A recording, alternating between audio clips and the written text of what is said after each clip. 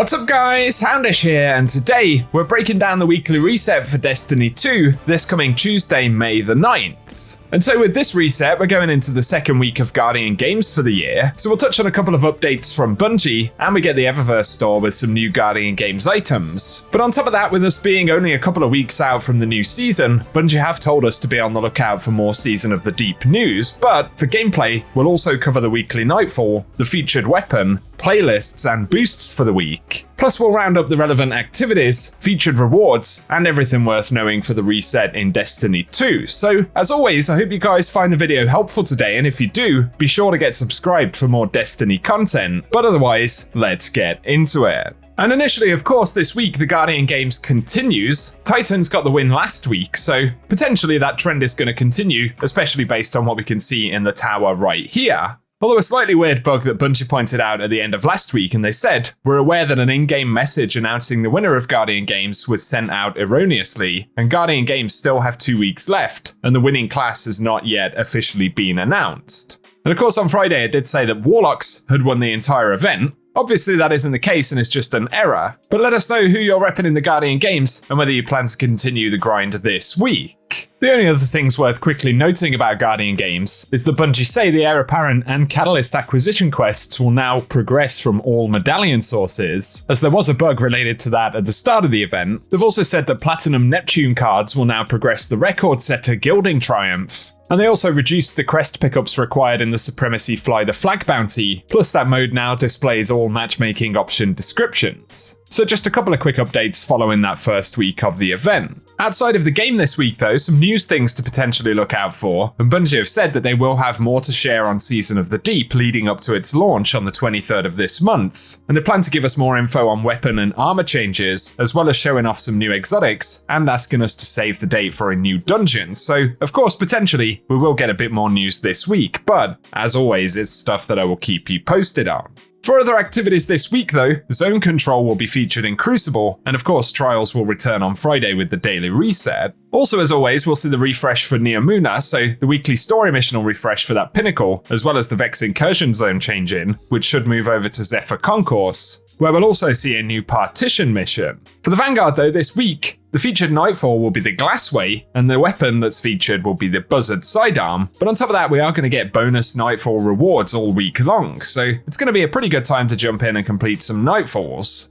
Then for the featured endgame activities, this week we'll see the Vow of Disciple raid, as well as the Prophecy Dungeon featured, and both of these will drop their unique items with updated power relevancy. Now though, let's move on to the Eververse store for the week, and once again, we're going to see a bunch of featured Guardian Games items. So, for week 2 of Guardian Games, we'll initially see the Reigning Champion exotic emote, that will cost 3,250 Bright Dust. We'll also see the Plush Shell exotic Ghost, and that'll be 2,850 Bright Dust. And that's followed by the Cherry Blossom Entrance Transmat effect, which is 450 Bright Dust. Then we get the 2 weekly featured shaders, and they'll include Rivalry White Sand, as well as Golden Age Wine. As always, they will cost 300 Bright Dust. Then we'll see the Curling Shuffle multiplayer emote, that's an exotic one for 4,250 Bright Dust. That's followed by the Weightlifter legendary emote, which will be available for 700 Bright Dust. But additionally, we'll also get the High Score legendary emote for 700 Bright Dust. Then for some of the exotics this week, we'll see the Champion Shell exotic Ghost for 2,850.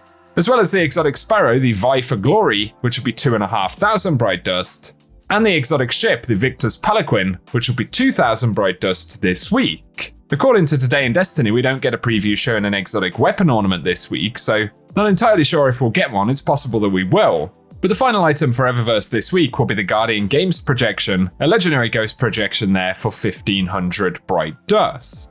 For the final activity items though, for the Dares of Eternity, on top of the unique rewards, this week we'll get Rotation 3 world drops, so that will include the Scatterhorn armor set and the Lightkin armor set from back in Season of the Splicer, plus we'll get some Season of the Splicer weapons, and a few world drops from Forsaken. Moving on to the featured Lost Sectors for the week though, for Tuesday, May 9th, we'll get Skydock dropping exotic legs, then we'll see the Quarry featured dropping exotic gauntlets on May 10th. Aphelion's Rest will be featured on May 11th, dropping exotic chest pieces. Then for May 12th, we'll see the Chamber of Starlight dropping exotic helmets, followed by Perdition dropping exotic legs on May 13th. And for May 14th, it'll be Bunker E15 dropping exotic gauntlets. Then finally, for the 15th of May, it'll be the Conflux dropping exotic chest pieces. The final thing to mention though, for the Dreaming City, will be the Ascendant Challenge, and this time it'll be the Agonarch Abyss, which is found in the Bay of Drowned Wishes right next to the Dreaming City spawn, so pretty easy to find, but if you want any footage of the collectibles and things like that for the location, we'll run it at the end of the video.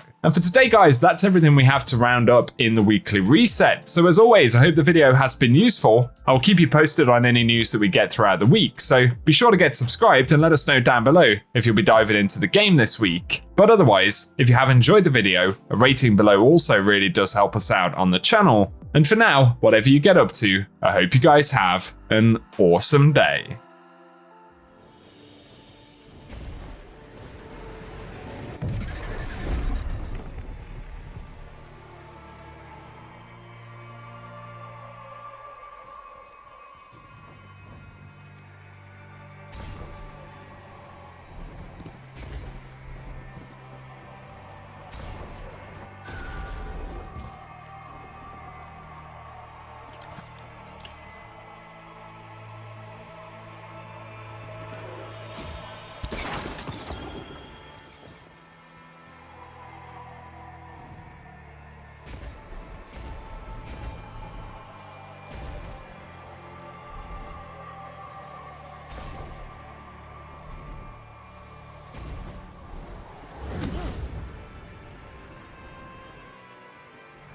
The current. You're so deep into the web.